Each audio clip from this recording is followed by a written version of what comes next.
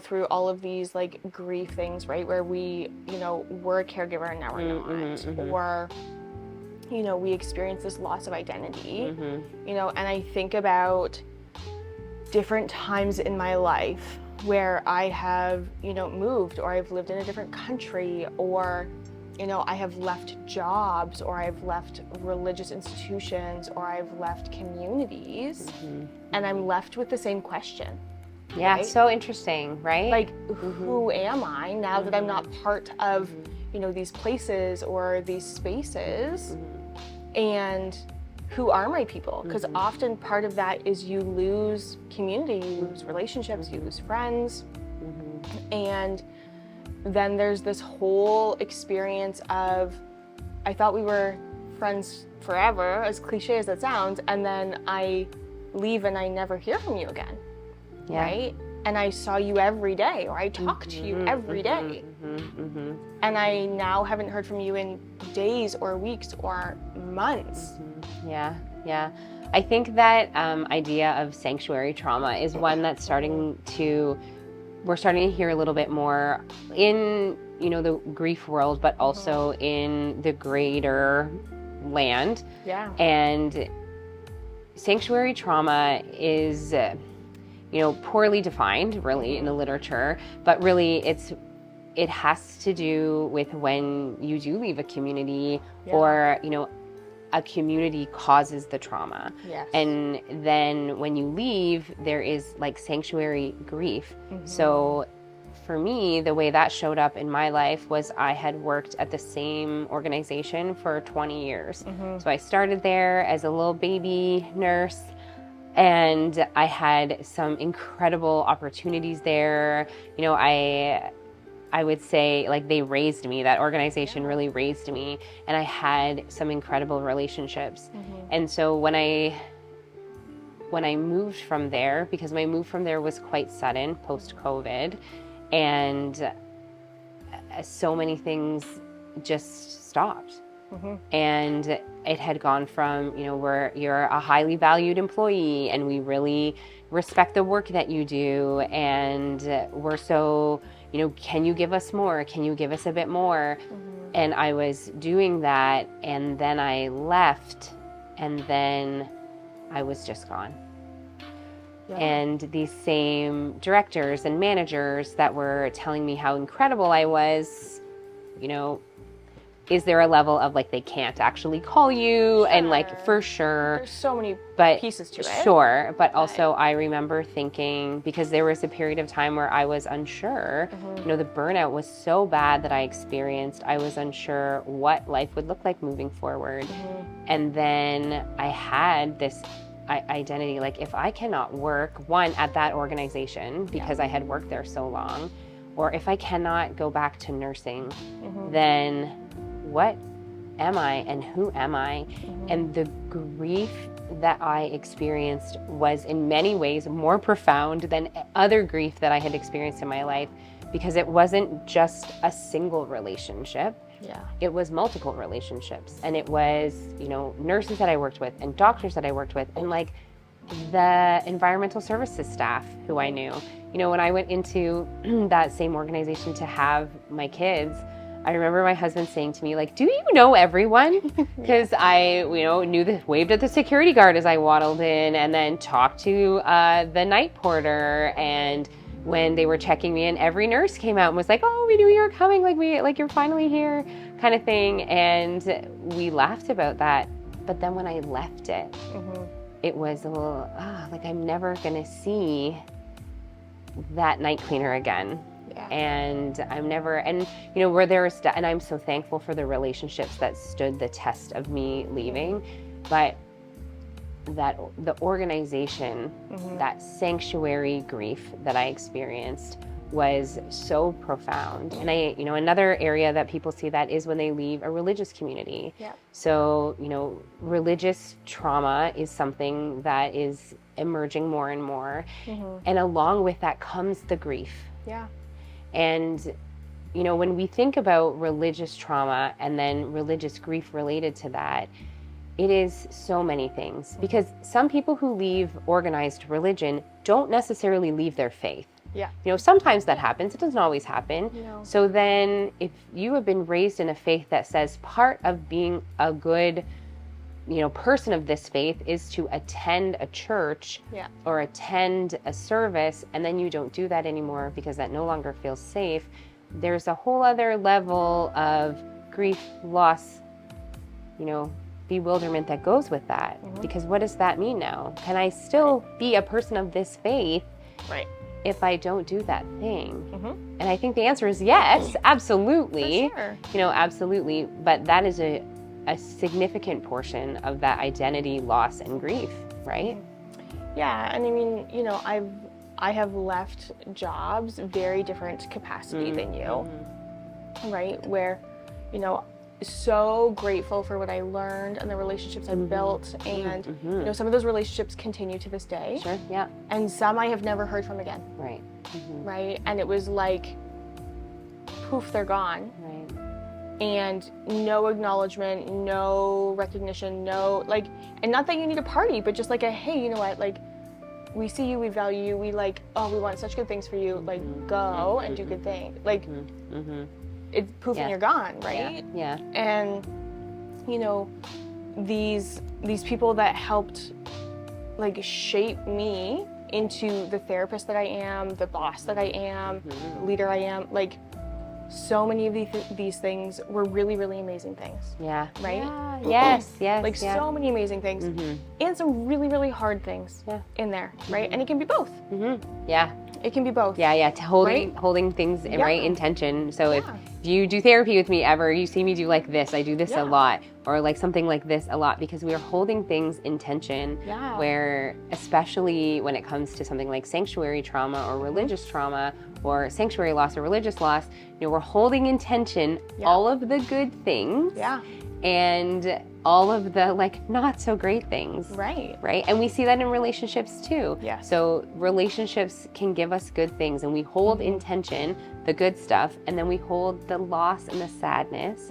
Or if we're in a relationship that ends and then we move to a new relationship, that happens too. So you hold the loss of the previous relationship with the joy of the new relationship, and that's like a hard space to be.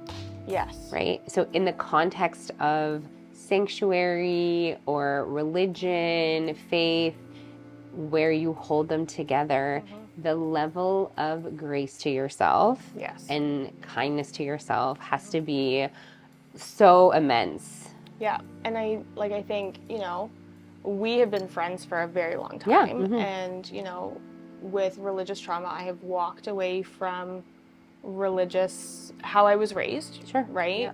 Kind of working that out for myself, because there were some really, really incredible things. Some of my closest friends to this day, I have met through those places and spaces. And, you know, some of my greatest traumas also happened in those places and spaces. And so there's a matter of going, who am I as a person? Right. As a human, as a female, as a boss, as a leader, as a friend, as a daughter, as a partner. Like, who am I without this piece? Right. Because it has such shaped who I am. Right? And now that part is gone, it's like, well, what am I left with? Right? And you now have to rework your entire worldview. Right? How you view yourself, how you view relationships, how you view the world. And, you know, so many of the people who I loved so dearly, I have never heard from again. Right? And I mean, there's a multitude of reasons. Of course. Right? Yes. Like, Yes. multitude of reasons and lots of things and all that stuff. But, you know, there's this pervasive feeling, I think, when you leave, whether that's a job or a religious institution or moving or school, right? Or a country or whatever. Transition. Right? Yeah, any life transition. Of like, who am I, and a pervasive feeling of being alone. Right? Because now all these people that were my people, that saw me on some of my worst days of my life on my job or, you know, whatever, are gone. Right? And it's not like they're dead. Yeah. right? Which when they're dead, there's this final Yeah. certainty. There's this like, they're still there, but they're not, right? And there's this sanctuary trauma, but it can also feel like betrayal trauma, Sure. right? Like, we have been through thick and thin, and you said this, I said this, and now it's like we feel like we've broken promises, Right. right? And there's this like deep sense of betrayal, Yeah. right? You know, and I thought this institution had my back, right? And then there's this moral injury, right? Oh, yeah. Right? Which, you know, all of these things tie together with this grief and this loss of, you know, I thought this institution, this organization, this service had my back, and they have hung me out to dry. Yeah, sure feels that way. Yeah. Right? And left me all alone. Yeah. So I think, you know, moral injury is something too that is thankfully coming a bit more to light. And so again, with my healthcare background, that's something in COVID, which, you know, when we were first talking about this, I was like, about doing, you know, this series, I was like, oh, we're going to talk about COVID. But I feel like, you know, if we're talking about grief, we got to talk about COVID. Oh, yeah. Because that is like collective grief on sort of the widest scale. Because not anybody in Canada, especially, Ontario even more, wasn't touched by loss from COVID in some way.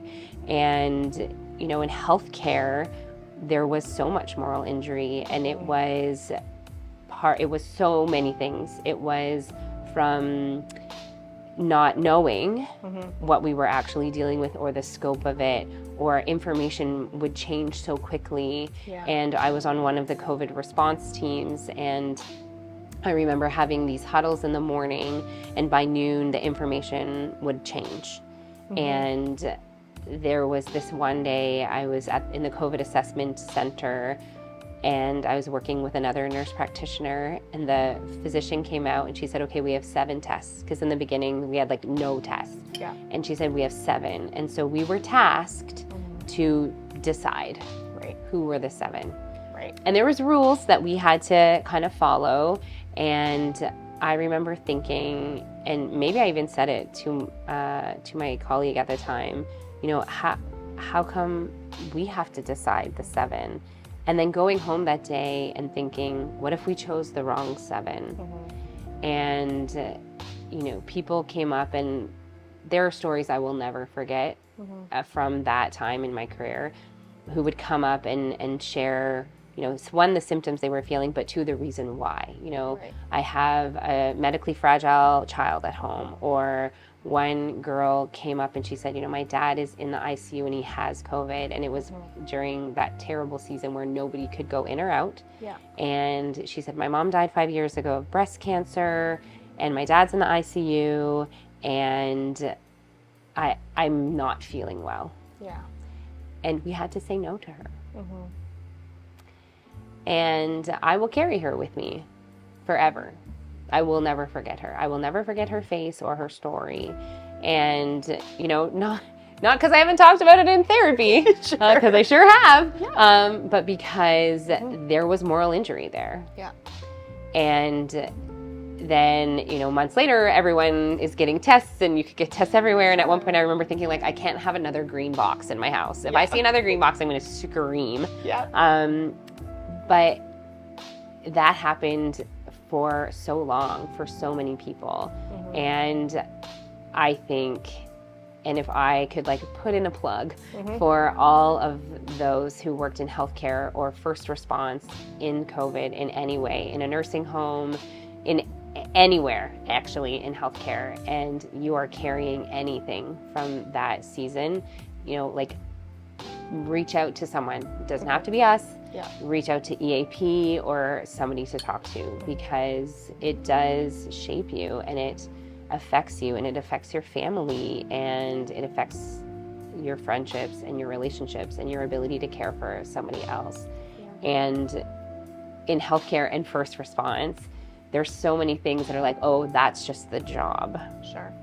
Right? And but that actually isn't just the job. Well, and sure, but at the same time, like, the job is not a global trauma. Yeah. That is not the job. Yeah. Right? Yeah. The job Yeah. is Yeah. not a global Yeah. grief. It is not a global shock. And that is what all frontline workers and first responders had to manage and work with, and not just other people's stories, but their own. Right. And their kids being home, and the constant changing of things minute by minute. Yeah, literally. Right? Yeah, it was.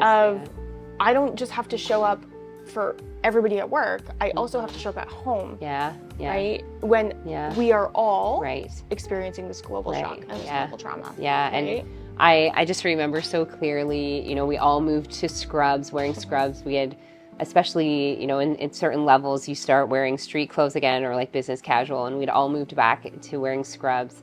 And I don't know one nurse that doesn't have a story of like getting changed in their garage. Yep. Right? Standing freezing in March. And I still, again, like I'll never forget this moment. I would come home, I'd come in through the garage, I would take off, and I would change into clean scrubs at the hospital and then wear clean scrubs home, but still would change again at home because we didn't know. Yep. We didn't know. And the girls would stand at the top of the basement stairs. I'd put clothes in the wash right away, and my husband would have put like clean clothes there. And the girls couldn't like touch me until I had gone all the way upstairs, had like a blazing hot shower, and like then put on another set of clothes. Yeah. Because again, like we just didn't know. Yeah, I don't know one person that I've talked to in healthcare or in frontline too, really, that didn't have a similar, story. And I just think, man, no wonder why we're still struggling. Many of us are still struggling, and our kids, right? Like really and truly, our kids are not okay. And part of it is they are grieving. Yes. They are grieving what happened, and they are grieving things that I think they don't even really know, maybe. No, and I mean, it's something we are seeing it so much, right? Like specifically with healthcare and first responders, where it's almost this delayed COVID response is kind of what I've been calling it, because all of your lives had to continue as normal. Yeah, sure. Right? Going to work, going to do all the things, like nothing stopped for any of you. Yeah. Right? Things changed on a minute by minute, but nothing stopped. Right, yeah. Right? Whereas for many of us, we got to like all of a sudden stay home and work from home and have a couple weeks off, whatever. But there's so much grief and loss around like, I actually didn't get a chance to process or be with my kids or, have a moment to breathe. Right? In the midst of this global shock experience. So true. I remember being like angry because people were like posting on their Facebook and Insta and whatever, like purged another closet today. Right. And I'm like, oh, wrapped another body today. Yeah. Went to another nursing home today, stood and helped staff learn how to wash their hands for the 55th time.